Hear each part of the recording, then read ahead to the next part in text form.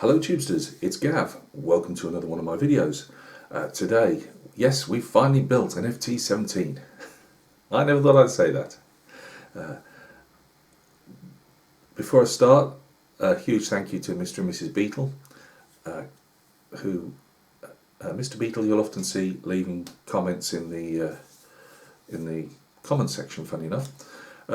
And they sent me over a while ago, a couple of years ago, I can't remember, but anyway, they sent me over an FT17 full interior.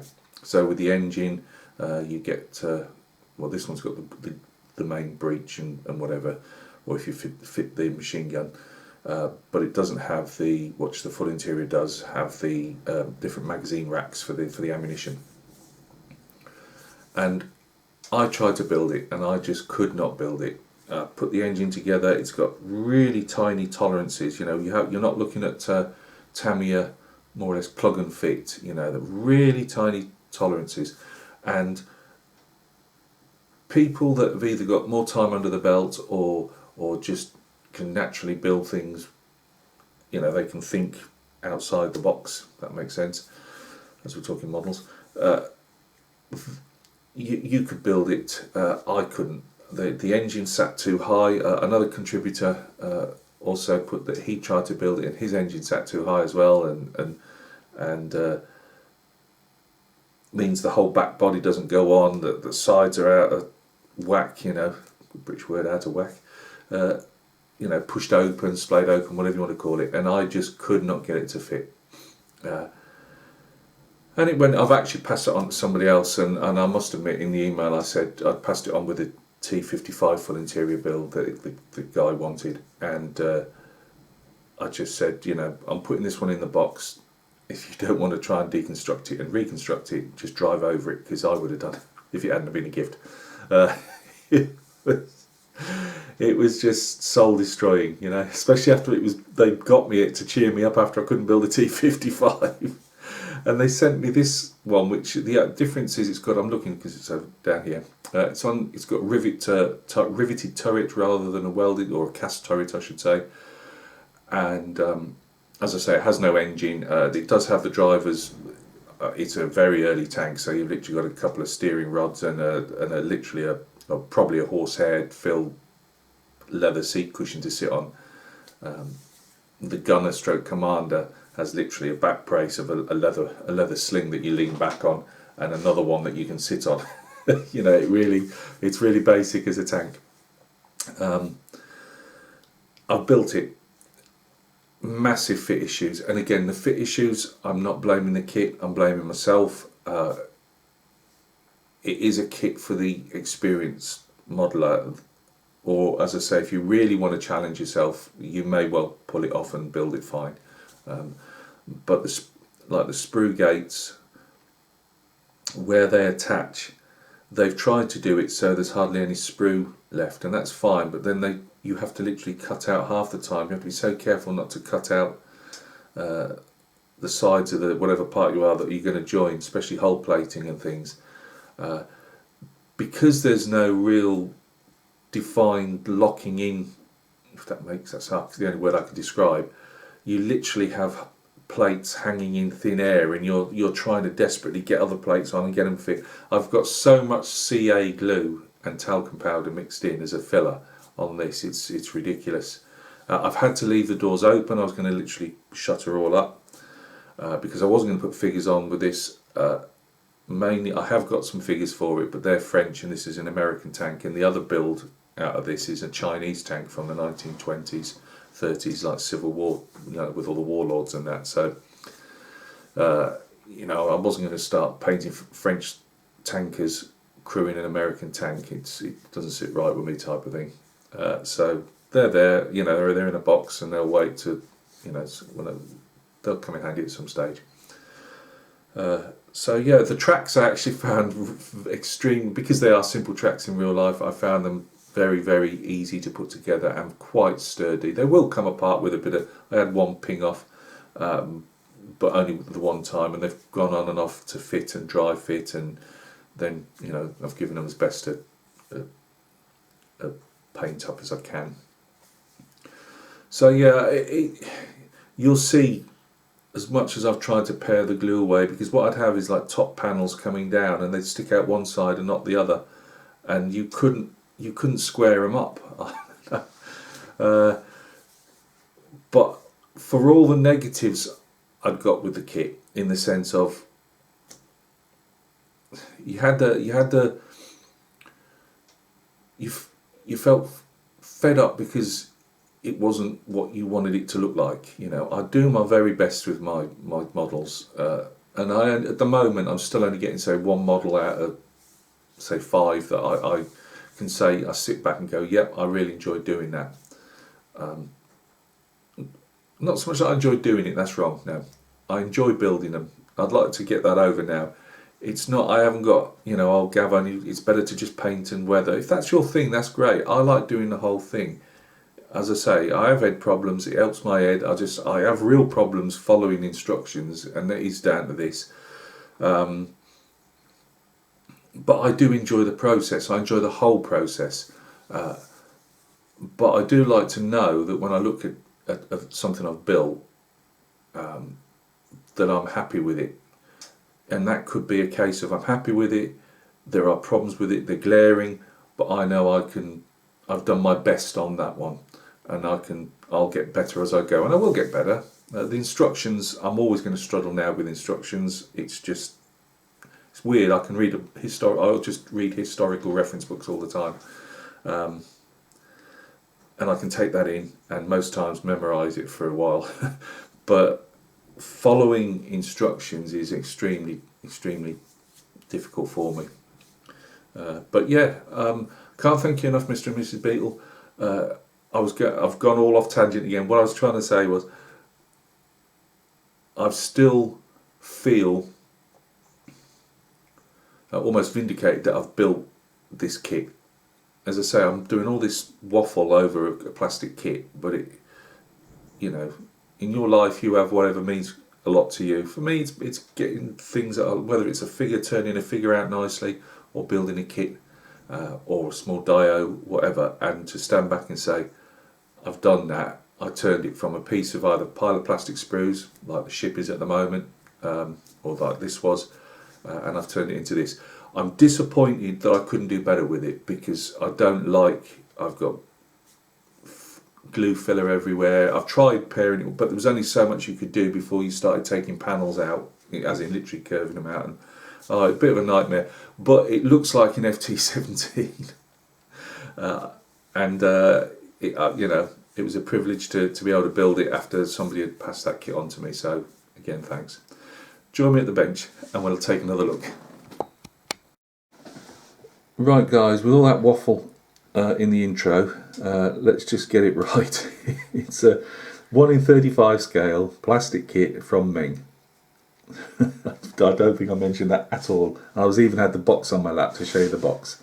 Hey ho, never mind. Right, it's in the I suppose is it 3-tone camo, whatever. You've got an almost sandy base to it, and a green and brown. Applied, the base was done with airbrush. The other two it was so complicated trying to get around all the different hard edges and whatever. I thought, no, this has already been difficult, let's not make it any worse than it is.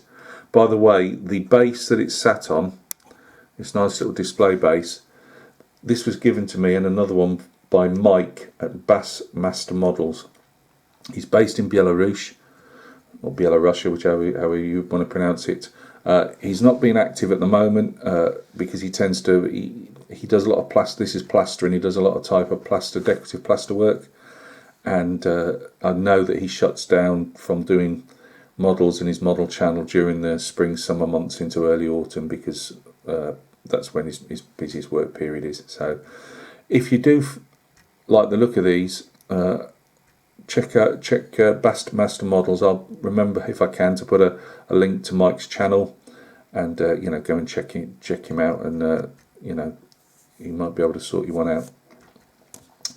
Right, for the price.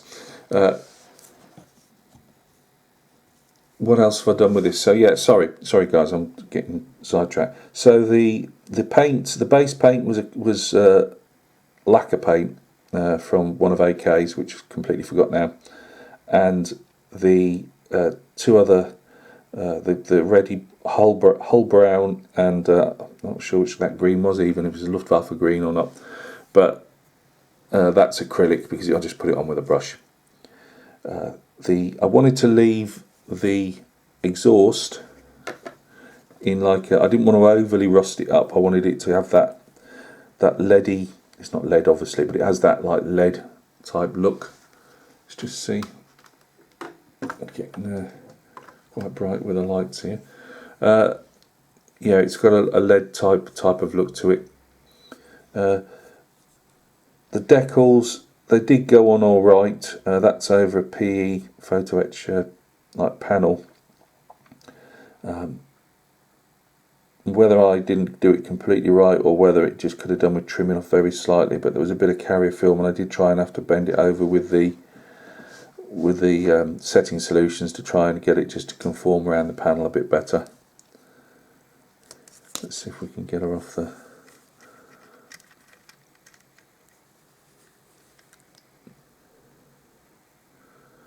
I made some mud texture up myself. What I wanted to show is because it's on the. I was going to show it on this. I didn't want to overly mud up the tracks or anything. I wanted to make them look like they've been on the road.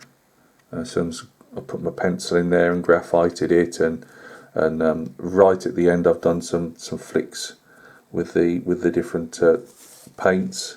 I did try and use the AK like it's like splash mud effects. I'm never really a massive fan of it, to be honest with you. I don't think it works any better than paint does really.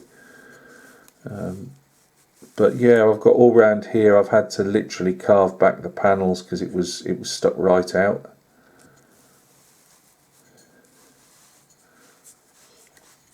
There was no point in posing the turret hatch open or the doors open, just because apart from the gum breach, you'd still see in there, and there wasn't any magazines, you know, for storing the ammunition and whatever, so it was fairly bare.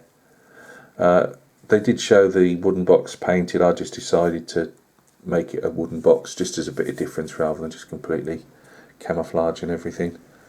The tarp on the back is with the kit. As I say, you can see there's not much else to see. There's no, as I say, there's no bulkhead at the back. That's why I left that slightly down, so you couldn't see straight through. Because I never thought of putting a firewall bulkhead in the back. I was used to the other one having. I don't know why they didn't put it in, to be honest with you, because it would have blanked off that piece, and it comes with the other kit. So I don't know why they didn't do that really, but hey ho. Yeah, so that's it. Other weathering, what did Gav do with it? I'm just trying to think what other stuff. I put some oils on. Did I? No, I didn't. Sorry, no, I didn't. I used I tried my weathering pencils just to. I call it bleaching, but just to bleach the colours a bit rather than put oils on, which I was going to do. I used weathering pencils because I'd got them and I'd never used them. I'd only got the whites, and so it was like the whites and the greys I used. And then I graphited the edges up and rubbed it up a bit just to show like it is metal.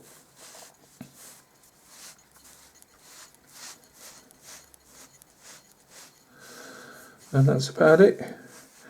I'd say it's not a huge tank, but there was a fair bit of work gone into it. I'm just really happy that it looks like an FT17. You know, for all the seam issues. I mean, it's not particularly fitting great at the top, but I've done my best. I've done what I could do with it, and that's all that counts. You know, there'll be other builds, and some will go better, some will probably be even worse. You know, as I say, I'm not going to blame the kit. You know, it's probably all down to me, but yeah, it's been a trial to get together, which is why it's taken it's taken a bit of time because I've been doing a million other things in the background, hobby and business wise, as in painting figures for commission and building the ship and painting other figures up and stuff. So it's taken a while, but she's there. And as I say, I like the FT17. I say it's a fairly, obviously for its time, it's a really simple tank. There was even rumoured that 2 were used as mobile pillboxes when the Russians, I to take it against the Russians, when the Russians invaded Afghanistan. I'm not sure if it was when, I don't see why they would have kept them on otherwise. And if they did, that was like 1979, so, you know. Well, thank you very much for taking by. We'll start. I'm not going to edit this again. This is two reshoots. Thanks for stopping by. You do get, as I say, I'm not going to show it now. I did show it on a previous video. You get a display base with this, which is very nice. It's just that the core, where it joins the sides of the bases and that. It really needs a bit of filling and sorting out, because otherwise it'll look a bit naff from the sides. The top's fine, the moulding and everything's brilliant, but it was more work than I wanted to put into it this time. And I can easily use that when I've got time to do it. I've got, you know, there's lots of things I can display that. It will just be a handy display base like Mike's cobblestones here. So now I'm happy with that. So look after yourselves. I hope everything's going well with you, whether you're building or figure painting. It's all fun until it's not. As I say, we've got the ship building at the moment. This one's done. The snow speeder, I've run out of time. I'd got the compressor out spraying varnish and primer yesterday, but we've got gas engineers with a boiler, and they're coming back again in the next hour or so. So I've been a bit stuck for what I'm doing, but the speeder will be coming up. I'm hoping to get the compressor out again tomorrow to do some other priming work on figures. So I'll spray up the base of the speeder, and then she should get a show and tell over the weekend. There was something else I was going to say. Oh yeah, the Pink Panther. So the rocks are all built. I've just got to get myself into gear and start putting them on the base and figuring out. So it's not going to be anything involved. It's just going to be sand, rocks, and Pink Panther really. But it's just, everything takes time, as you guys know, and as you all know, I juggle about 10 bits and pieces over the projects.